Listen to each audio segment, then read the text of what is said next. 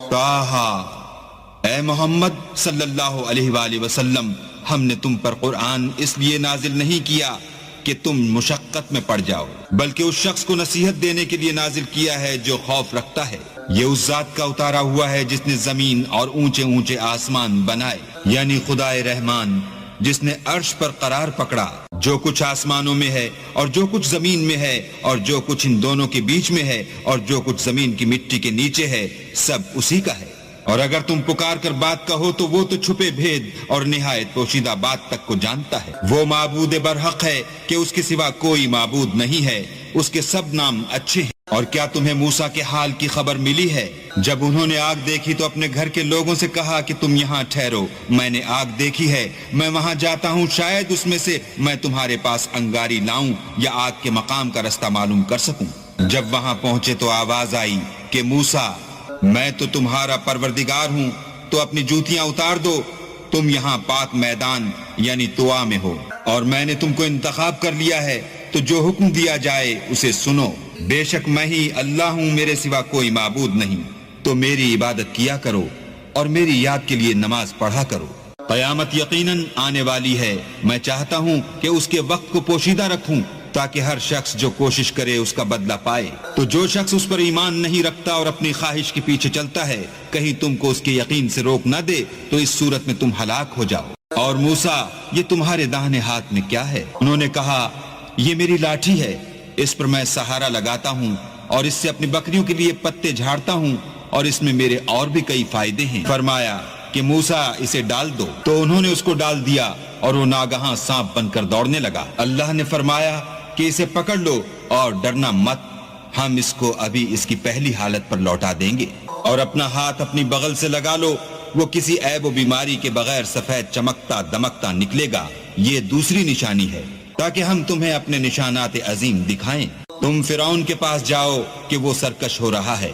کہا، میرے پروردگار، اس کام کے لیے میرا سینہ کھول دے اور میرا کام آسان کر دے، اور میری زبان کی گرہ کھول دے تاکہ وہ میری بات سمجھ لیں، اور میرے گھر والوں میں سے ایک کو میرا وزیر یعنی مددگار مقرر فرما، یعنی میرے بھائی ہارون کو، اس سے میری قوت کو مضبوط کر اور اسے میرے کام میں شریک کر تاکہ ہم تیری بہت سی تسبیح کریں اور تجھے کثرت سے یاد کریں، تو ہم کو ہر حال میں دیکھ رہا ہے۔ فرمایا، موسیٰ، تمہاری دعا قبول کی گئی، اور ہم نے تم پر ایک بار اور بھی احسان کیا تھا جب ہم نے تمہاری والدہ کو الہام کیا تھا جو تمہیں بتایا جاتا ہے۔ وہ یہ تھا کہ اسے یعنی موسیٰ کو صندوق میں رکھو، پھر اس صندوق کو دریا میں ڈال دو تو دریا اس کو کنارے پر ڈال دے گا، اور میرا اور اس کا دشمن اسے اٹھا لے گا۔ اور موسیٰ، میں نے تم پر اپنی طرف سے محبت ڈال دی، اس لیے کہ تم پر مہربانی کی جائے اور اس لیے کہ تم میرے سامنے پرورش پاؤ۔ جب تمہاری بہن فرعون کے ہاں گئی اور کہنے لگی کہ میں تمہیں ایسا شخص بتاؤں جو اس کو پالے، تو اس طریق سے ہم نے تم کو تمہاری ماں کے پاس پہنچا دیا تاکہ ان کی آنکھیں ٹھنڈی ہوں اور وہ رنج نہ کریں۔ اور تم نے ایک شخص کو مار ڈالا تو ہم نے تم کو غم سے مخلصی دی، اور ہم نے تمہاری کئی بار آزمائش کی، پھر تم کئی سال اہل مدین میں ٹھہرے رہے۔ پھر اے موسیٰ، تم قابلیت رسالت کے اندازے پر آ پہنچے، اور میں نے تم کو اپنے کام کے لیے بنایا ہے، تو تم اور تمہارا بھائی دونوں ہماری نشانیاں لے کر جاؤ اور میری یاد میں سستی نہ کرنا۔ دونوں فرعون کے پاس جاؤ، وہ سرکش ہو رہا ہے، اور اس سے نرمی سے بات کرنا، شاید وہ غور کرے یا ڈر جائے۔ دونوں کہنے لگے کہ ہمارے پروردگار، ہمیں خوف ہے کہ وہ ہم پر تعدی کرنے لگے یا زیادہ سرکش ہو جائے۔ اللہ نے فرمایا کہ ڈرو مت، میں تمہارے ساتھ ہوں اور سنتا اور دیکھتا ہوں۔ اچھا، تو اس کے پاس جاؤ اور کہو کہ ہم آپ کے پروردگار کے بھیجے ہوئے ہیں، تو بنی اسرائیل کو ہمارے ساتھ جانے کی اجازت دیجیے اور انہیں عذاب نہ کیجیے۔ ہم آپ کے پاس آپ کے پروردگار کی طرف سے نشانی لے کر آئے ہیں، اور جو ہدایت کی بات مانے اس کو سلامتی ہو۔ ہماری طرف یہ وحی آئی ہے کہ جو جھٹلائے اور منہ پھیرے اس کے لیے عذاب تیار ہے۔ غرض موسیٰ اور ہارون فرعون کے پاس گئے، اس نے کہا کہ موسیٰ، تمہارا پروردگار کون ہے؟ کہا کہ ہمارا پروردگار وہ ہے جس نے ہر چیز کو اس کی شکل و صورت بخشی، پھر راہ دکھائی۔ کہا تو پہلی جماعتوں کا کیا حال؟ کہا کہ ان کا علم میرے پروردگار کو ہے جو کتاب میں لکھا ہوا ہے، میرا پروردگار نہ چوکتا ہے نہ بھولتا ہے۔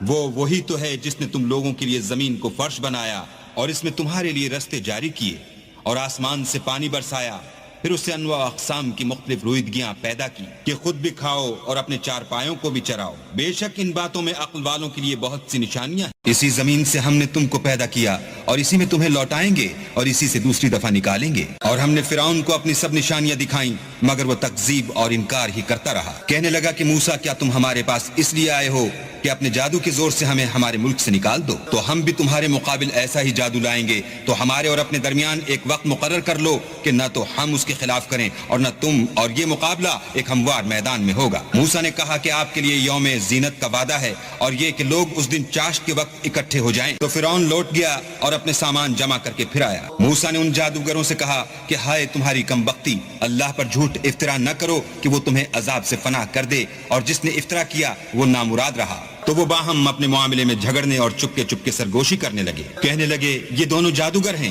چاہتے ہیں کہ اپنے جادو کے زور سے تم کو تمہارے ملک سے نکال دیں اور تمہارے شائستہ مذہب کو نابود کر دیں. تو تم جادو کا سامان اکٹھا کر لو اور پھر قطار باندھ کر آؤ, آج جو غالب رہا وہی کامیاب ہوا. بولے کہ موسیٰ یا تو تم اپنی چیز ڈالو یا ہم اپنی چیزیں پہلے ڈالتے ہیں. موسیٰ نے کہا نہیں تم ہی ڈالو. جب انہوں نے چیزیں ڈالی تو ناگہاں ان کی رسیاں اور لاٹھیاں موسیٰ کے خیال میں ایسے آنے لگیں کہ وہ میدان میں ادھر ادھر دوڑ رہی ہیں. اس وقت موسیٰ نے اپنے دل میں خوف معلوم کیا. ہم نے کہا خوف نہ کرو, بلا شبہ تم ہی غالب ہو, اور جو چیز لاٹھی یعنی تمہارے داہنے ہاتھ میں ہے اسے ڈال دو کہ جو کچھ انہوں نے بنایا ہے اس کو نگل جائے گی. جو کچھ انہوں نے بنایا ہے یہ تو جادوگروں کے ہتھ کنڈے ہیں, اور جادوگر جہاں جائے فلاح نہیں پائے گا. القصہ یوں ہی ہوا تو جادوگر سجدے میں گر پڑے اور کہنے لگے کہ ہم موسیٰ اور ہارون کے پروردگار پر ایمان لائے. فرعون بولا کہ پیشتر اس کے کہ میں تمہیں اجازت دوں تم اس پر ایمان لے آئے, بے شک وہ تمہارا بڑا یعنی استاد ہے جس نے